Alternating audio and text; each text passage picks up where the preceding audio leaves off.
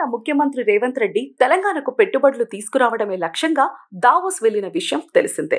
స్విట్జర్లాండ్లోని దావోస్లో తెలంగాణ సీఎం రేవంత్ రెడ్డి గత 3 రోజులుగా పర్యటిస్తున్నారు. ఈ పర్యటనలో పలువురు పారిశ్రామికవేత్తలతో భేటీ అయిన ఆయన రాష్ట్రంలో పెట్టుబడులకు ఉన్న అవకాశాలను వారికి వివరిస్తున్నారు.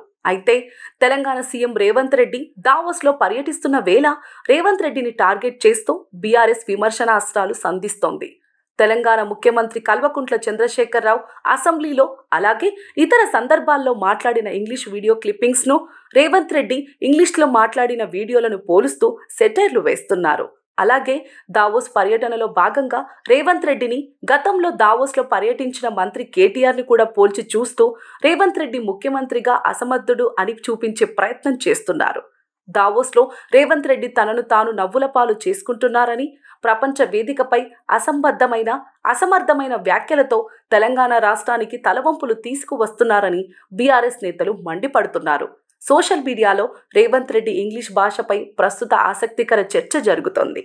ఓ రాష్ట్ర సీఎంకు ఇంగ్లీష్ భాష అనివార్యమే అయినా సరైన ఇంగ్లీష్ మాట్లాడలేకపోవడం వల్ల తెలంగాణను ప్రపంచం తక్కువగా చూస్తుందా అన్న చర్చ ప్రస్తుతం సోషల్ మీడియాలో జోరుగా కొనసాగుతోంది.